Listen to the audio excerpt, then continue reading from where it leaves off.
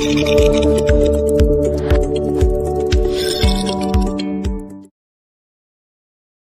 विश्वास मला आहे. आता विरोधक येतील, तुम्हाला सांगतील, अरे तुम्ही आयुष्यामध्ये पहिल्यांदा घड्याळाला मतदान करणार का?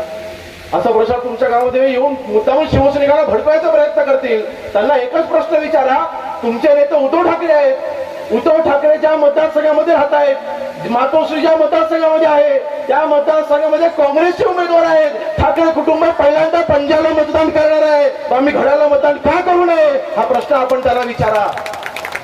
हा प्रश्न आपण त्याला विचारा.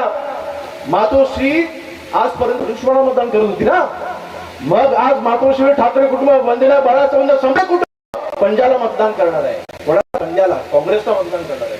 सहन होऊ शकतं? सहन होऊ शकतं का? तुम्ही पंजाला मतदान करा, कोणाच्या हातात जाणार नाही, बोटच जाणार नाही त्या बटनाकडे. मग फक्त भडकवायचं राजकारण कशासाठी?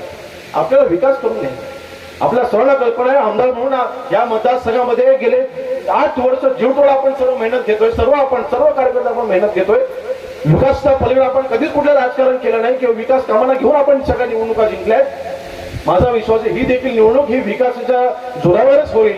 ही निवडणूक सामाजिक स्तरावरती जाणार नाही. काल देखील मी केळशी गटामध्ये संपूर्ण मी काल दौरा केला. गेले 15-20 दिवस, महिनाभर मी देखील प्रचार करतोय. एकाही गावाने आमच्या सगळ्या समाज बांधवांनी निर्णय घेतलाय, जो आमचा विकास करेल तोच आमचा खासदार होईल, फक्त आमच्या समाजाचा म्हणून आम्ही त्याला मतदान करणार नाही. हा निर्णय घेतलेला, सगळ्यांनी निर्णय घेतलेला. आम्हाला विकास हा महत्वाचा आहे आणि म्हणून आपण सर्वांनी एकत्र यावं आणि सगळ्यांना सुनील तटकरे साहेबांना आपण सर्व निवडून द्यावं एवढीच विनंती करतो. आणि बांधवांनो, आज 2 तारीख आहे, 7 तारखेला मतदान, फक्त 5 दिवस उरले.